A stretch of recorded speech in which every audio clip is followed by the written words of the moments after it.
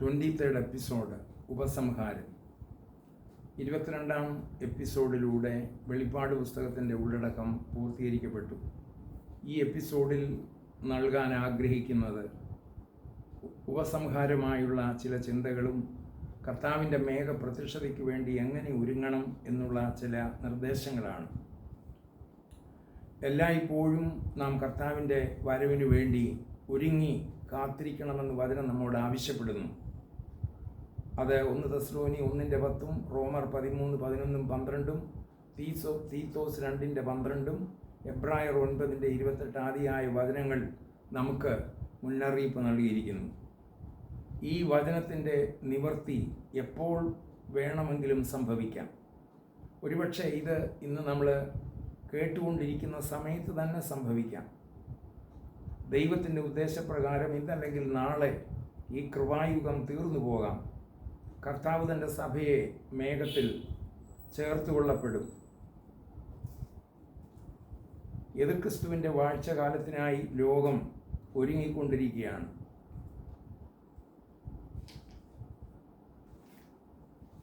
അത് ഇന്നത്തെ ലോക വ്യവസ്ഥിതികളും പ്രത്യേകിച്ച് ആഗോളവൽക്കരണവും അതിനോടനുബന്ധിച്ചുള്ള എല്ലാ പ്രവർത്തനങ്ങളും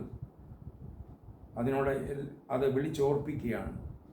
കമ്പ്യൂട്ടർ, ഇൻ്റർനെറ്റിൻ്റെ അത്ഭുതകരമായ വളർച്ചയും അത് വരുത്തി വെക്കുന്നു.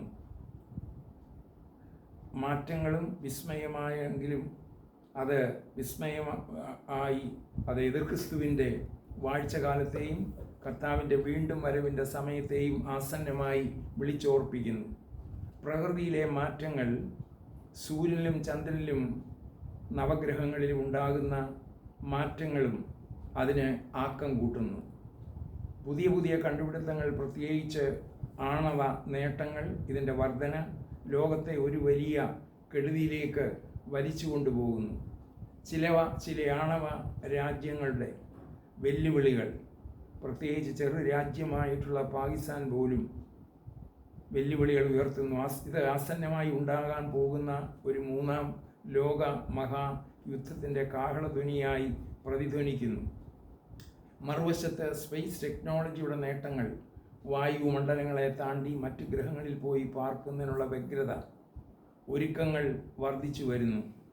ചന്ദ്രനിൽ 6 ഏക്കർ വാങ്ങിയ കോട്ടയംകാരനെ കുറിച്ച് ഇന്നലെ ന്യൂസിലുണ്ടായിരുന്നു. പക്ഷേ ദൈവവചനം മുന്നറിയിപ്പ് നൽകിയിട്ടുണ്ട്. നാം കഴുകനെ പോലെ ഉയർന്നാലും നക്ഷത്രങ്ങളുടെ ഇടയിൽ കൂടുവെച്ചാലും അവിടെ നിന്ന് ഇറക്കും. ഈ പ്രപഞ്ചത്തിൻ്റെ സൃഷ്ടാവായ ദൈവം ഭൂമിയെ മാത്രമാണ് മനുഷ്യവർഗത്തിന് വാസയോഗ്യമാക്കി കൊടുത്തിട്ടുള്ളത്.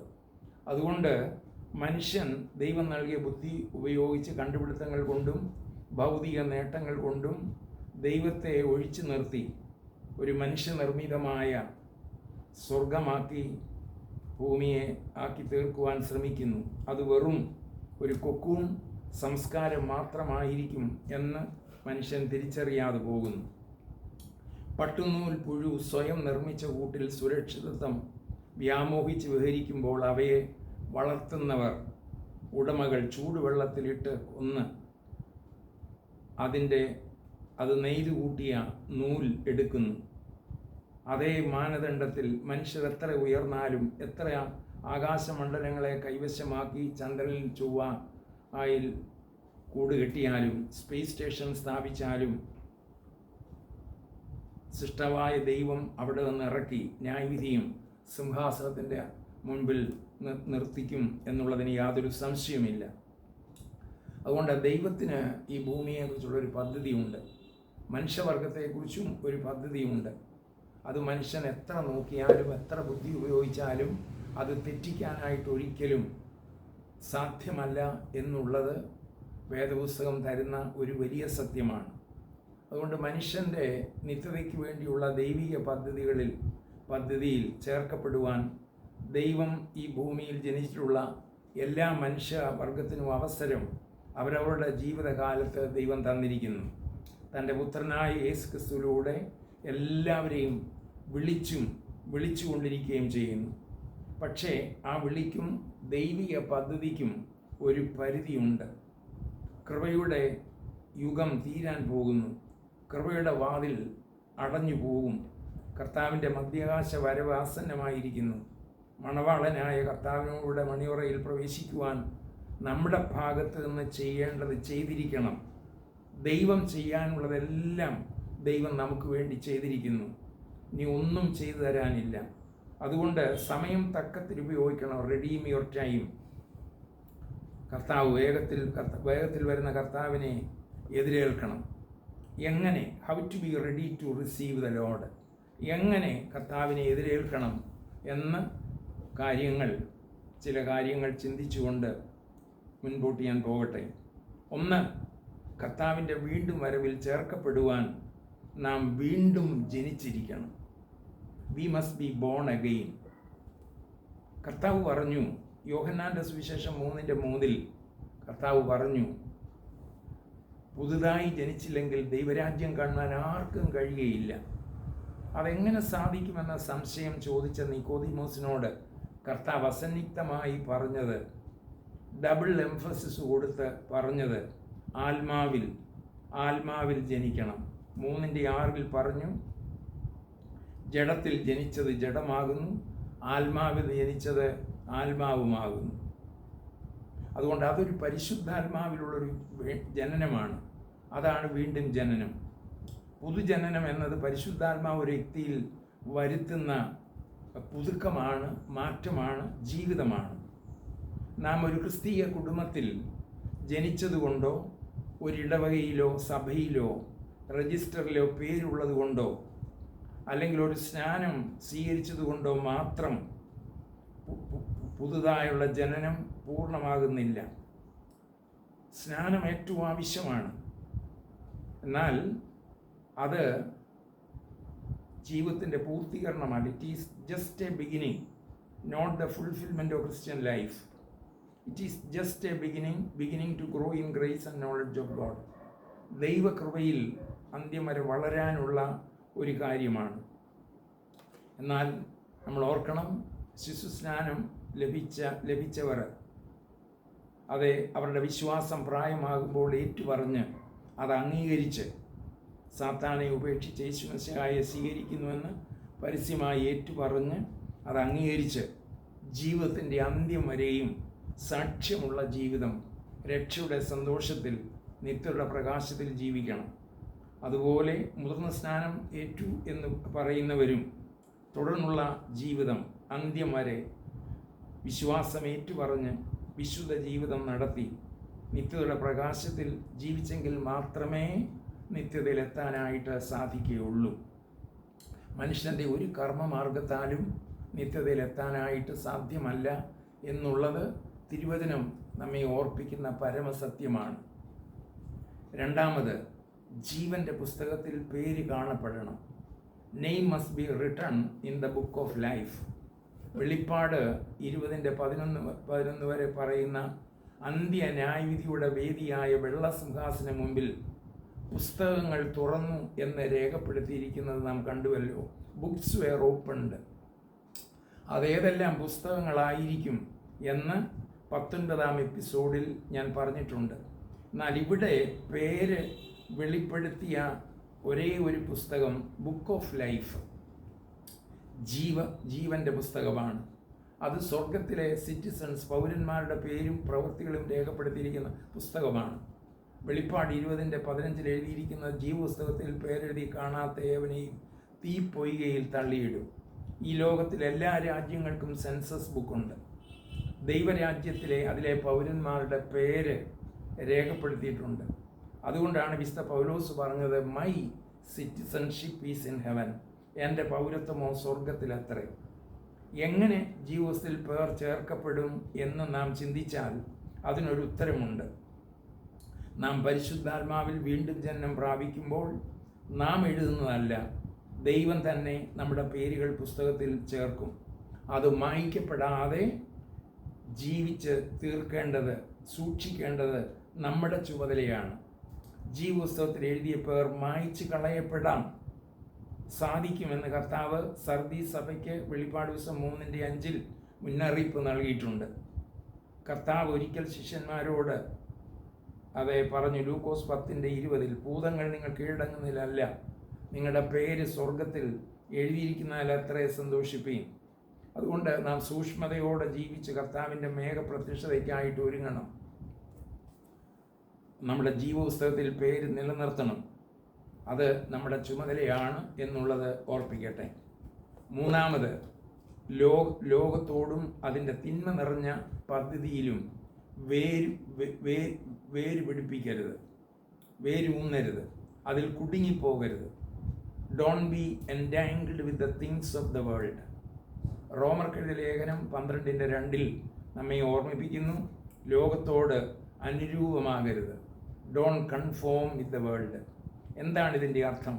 കൺഫോം എന്ന വാക്ക് സ്കീം എന്ന വാക്കിനോട് ബന്ധപ്പെട്ടതാണ്. ലോകം നല്ലതെന്ന് കണ്ട് നമുക്കായി എല്ലാം കരുതി ദൈവം നൽകിയിരിക്കുന്നതാണ്. എന്നാൽ ഈ ലോകത്തിൽ ദൈവത്തിന് വിരോധമായി മ്ലേച്ഛത നിറഞ്ഞ ചില സ്കീംസ്, പദ്ധതികളുണ്ട്. അതിനോട് ദൈവമക്കൾ വേറിട്ട് നിൽക്കണം, അതിനോട് അനുരൂപമാകരുതെന്നാണ്. നാം ലോകത്തിൽ ജീവിക്കുന്നെങ്കിലും കർത്താവ് പറഞ്ഞു, we are not of this world. ഈ ലോകത്തിനുള്ളവരല്ല, നിത്യതയിലേക്ക് ചേർക്കപ്പെടേണ്ടവരത്രേ.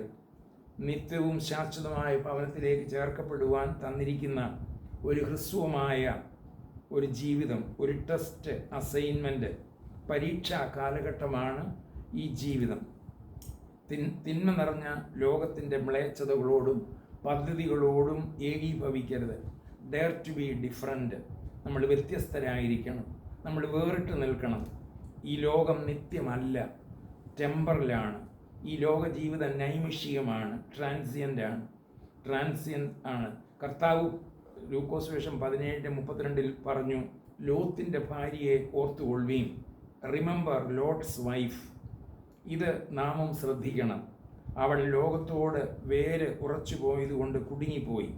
രക്ഷയ്ക്കായി മുന്നോട്ട് ഗമിപ്പാൻ ദൈവദൂതൻ തള്ളിവിടുമ്പോഴും അവൾക്ക് കഴിയാതെ പുറകോട്ട് തിരിഞ്ഞു നിന്ന് രക്ഷ നഷ്ടപ്പെടുന്നതായിട്ട് മുൻപോട്ട് ഗമിക്കുവാൻ സാധിക്കാതെ നിൽക്കുന്നു. അത് നമുക്ക് സംഭവിക്കരുത്. 4, കർത്താവിൻ്റെ വീണ്ടും വരവിൻ്റെ നാളും നാഴികയും നമ്മൾ അറിയായി കൊണ്ട് ഉണർന്നിരിക്കണം. Be awaken, be alert.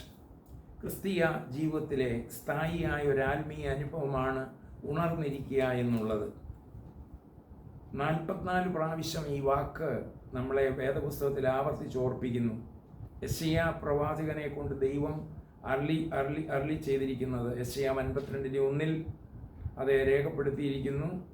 സിയോനെ ഉണരുക, ഉണരുക, നിന്റെ ബലം ധരിച്ചുകൊള്ളുക.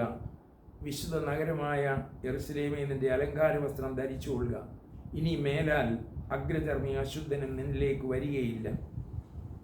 ഉണർന്നിരിക്കുമ്പോഴാണ് ശരീരത്തിന് ബലം ലഭിക്കുന്നത്. ഉറക്കവും മന്ദതയും ആത്മീയ തളർച്ചയാണ് കുറിക്കുന്നത്.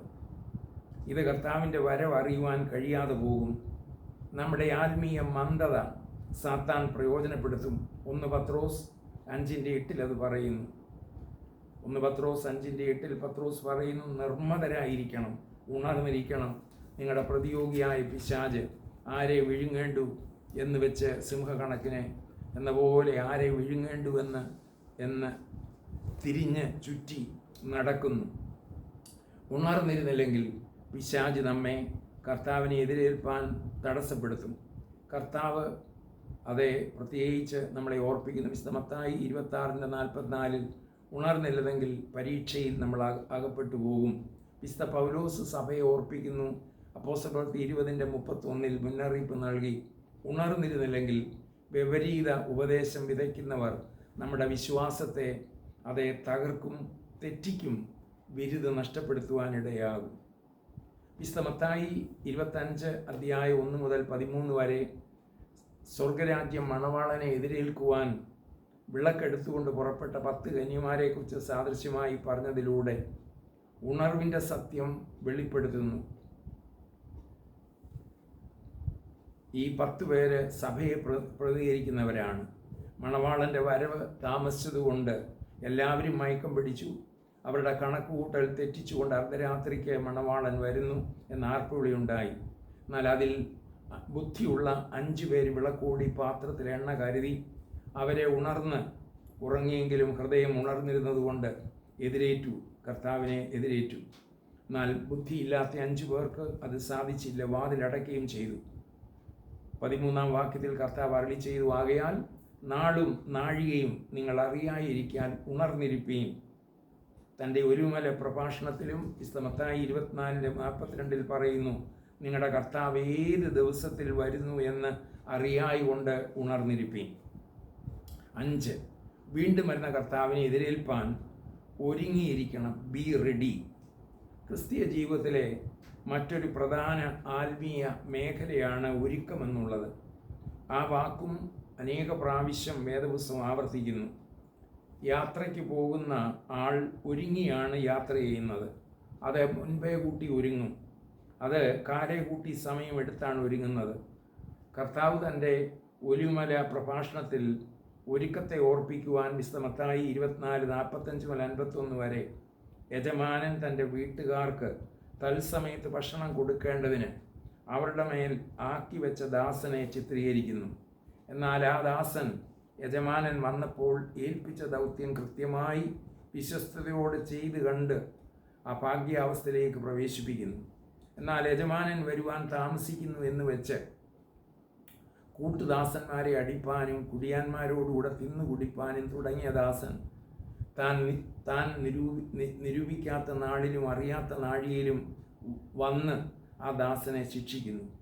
അതുകൊണ്ട് മത്തായി 24:44 പറയുന്നു, അങ്ങനെ നിങ്ങൾ നനയ്ക്കാത്ത നാഴികയിൽ മനുഷ്യപുത്രൻ വരുന്നത് കൊണ്ട് നിങ്ങൾ ഒരുങ്ങിയിരിപ്പീൻ. കർത്താവിൻ്റെ മേഘപ്രത്യക്ഷത കണ്ണുനിമിത്തത്തിനിടയിൽ സംഭവിക്കും. ആർക്കും സമയം ഒരുങ്ങാൻ കിട്ടുകയില്ല. ലൂക്കോസ് 17:31-32 ഇതിനെക്കുറിച്ച് മുന്നറിയിപ്പ് നൽകുന്നു. അന്ന് വീട്ടിന്മേലിരിക്കുന്നവർ വീട്ടിനകത്തുള്ള സാധനം എടുപ്പാൻ ഇറങ്ങിപ്പോകരുത്. അവണ്ണം വയലിലിരിക്കുന്നവനും പിന്നോക്കം തിരിയരുത്.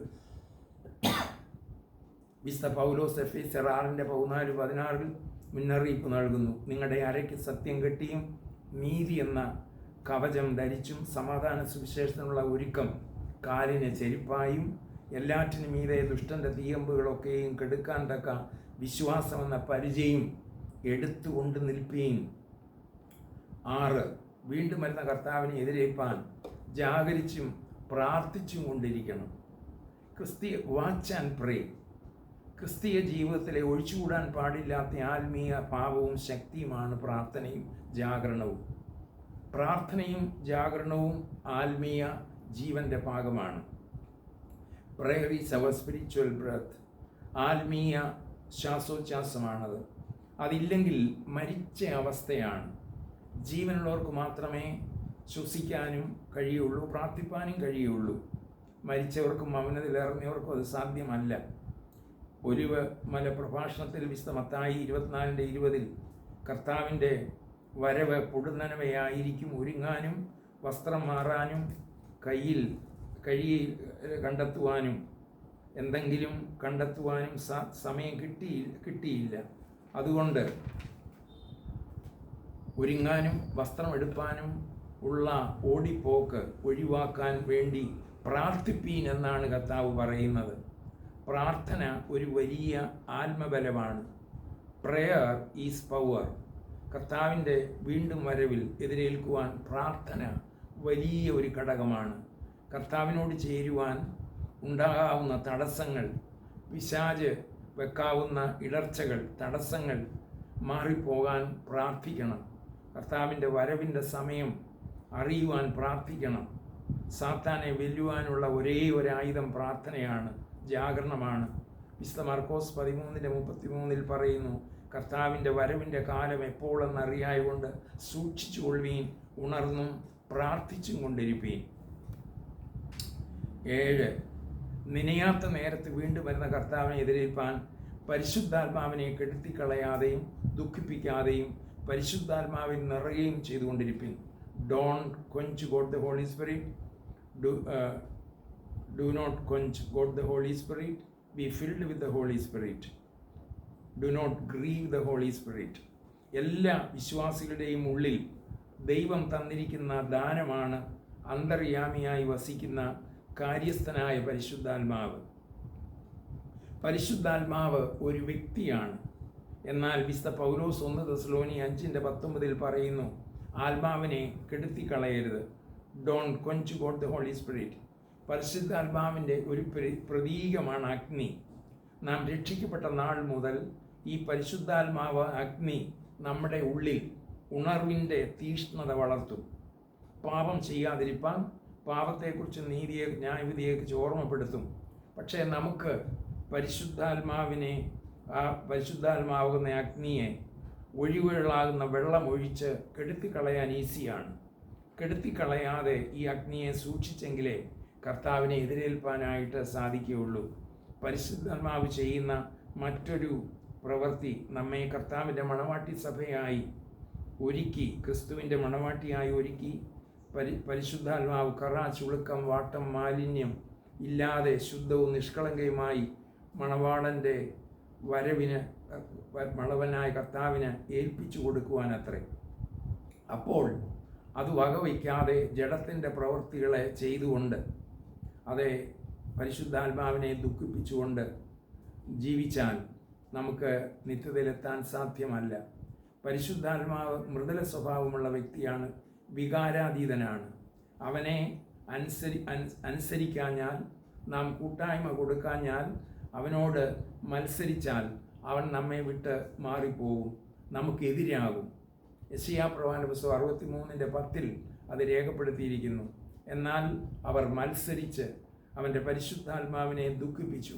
അതുകൊണ്ട് അവൻ അവർക്ക് ശത്രുവായി തീർന്നു, താൻ തന്നെ അവരോട് യുദ്ധം ചെയ്തു. ഈ അവസ്ഥ നമുക്കുണ്ടാകരുത്. ഉണ്ടായാൽ കർത്താവിൻ്റെ വരവിൽ നാം തള്ളപ്പെട്ടു പോകും. ദൈവാത്മാവിൽ ദിനംതോറും നമ്മൾ നടത്തപ്പെടണം. റോമർ 8:14 ദൈവാത്മാവ് നടത്തുന്ന ഏവരുമാണ് ദൈവമക്കൾ. എഫേസ്യർ 4:30 ദൈവത്തിൻ്റെ പരിശുദ്ധാത്മാവിനെ അവനാലല്ലോ വീണ്ടെടുപ്പിൻ്റെ നാളിനായിട്ട് നമ്മളെ മുദ്രയിട്ടിരിക്കുന്നത്. വീണ്ടെടുപ്പ് നാൾ എന്നത് കർത്താവിൻ്റെ മേഘപ്രത്യക്ഷതയും സഭയുടെ ഉത്പ്രാപണവുമാണ്. കർത്താവ് മധ്യാകാശത്തിൽ വരുമ്പോൾ നമ്മിൽ വസിക്കുന്ന ഈ പരിശുദ്ധാത്മാവ് അത്രയും നമ്മെ മേഘത്തിൽ കർത്താവിൻ്റെ അടുത്ത് എത്തിക്കുന്നത്. പരിശുദ്ധാത്മാവിട്ട മുദ്ര കർത്താവിൻ്റെ വക എന്നതാണ്. ഒരുപക്ഷെ കർത്താവിൻ്റെ വരവിന് മുൻപേ നാം മരിച്ച് അടക്കപ്പെട്ടാലും ഈ മുദ്ര മാറിപ്പോകുകയില്ല. യേശുക്രിസ്തുവിൻ്റെ ഗംഭീരനാദത്തിൽ, അതെ, ക്രിസ്തുവിൽ മരിച്ചവർ മുമ്പേ ഉയർക്കും. അത് വിശുദ്ധ പൗലോസ് അതെ നമ്മളെ വ്യക്തമാക്കിയിരിക്കുന്നു. ഈ ഉയർപ്പ് പ്രാപ്തിമാക്കി തീർക്കുന്നത് പരിശുദ്ധാത്മാവാണ്. വിശുദ്ധ പൗലോസ് റോമർ 8:11 വ്യക്തമാക്കിയിരിക്കുന്നു.